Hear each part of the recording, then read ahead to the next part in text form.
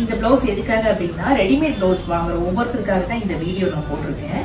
இதுல ஃபர்ஸ்ட் நீங்க பார்க்க வேண்டியது பிளவுஸ் வாங்கும் போது குவாலிட்டி நீங்க பார்க்கணும். ஃபர்ஸ்ட் இந்த பீட் பாருங்க, இந்த பிளவுஸ் வாங்கின கஸ்டமர் பீட் ஃபுல்லா கருத்து போயிடுச்சு, ஒரு மாதிரி ஃபேட் ஆயிடுச்சு. இந்த இடத்துல பாத்தீங்கன்னா குவாலிட்டி கம்மியான பீட் போட்டிருக்காங்க.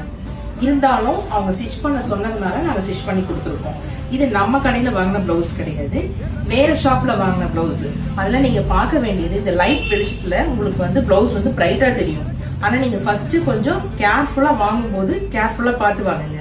இந்த இடம் பாத்தீங்கன்னா ஃபுல்லாவே ஃபேட் ஆயிடுச்சு, வேஸ்ட். பைசா கொடுத்து வாங்குறதே வேஸ்ட். அதனால நீங்க வாங்கும் போது பீட் குவாலிட்டி எப்படி இருக்குன்னு பாருங்க. அதே மாதிரி இந்த நெக் டீப் உங்களுக்கு சூட்டபிளா இருக்கான்னு பாத்துக்கோங்க. ஃப்ரண்ட் நெக் டீப் பாத்துக்கோங்க. இதெல்லாம் நீங்க பார்த்து வாங்க வேண்டிய விஷயம். அதே மாதிரி நம்ம கிட்ட நாங்க போடுற பிளவுஸோட குவாலிட்டி எப்படி இருக்குன்னு உங்களுக்கு காமிக்கிறேன். எப்பவுமே சரி, கஸ்டமைஸ் பண்ற பிளவுஸ் எப்பவுமே அழகா இருக்கும். நம்ம பாடி சைஸ்க்கு ஏத்த மாதிரி இது கஸ்டமைஸ் பண்ணிக்கலாம்.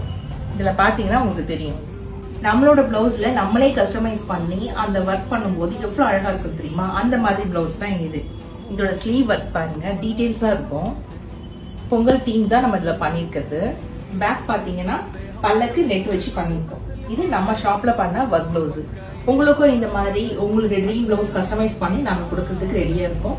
எலக்ட் பேஜை ஃபாலோ பண்ணுங்க, டிஎம் பண்ணுங்க. உங்களுக்கு டவுட்னா டைரக்டா கால் பண்ணுங்க எனக்கு. பை.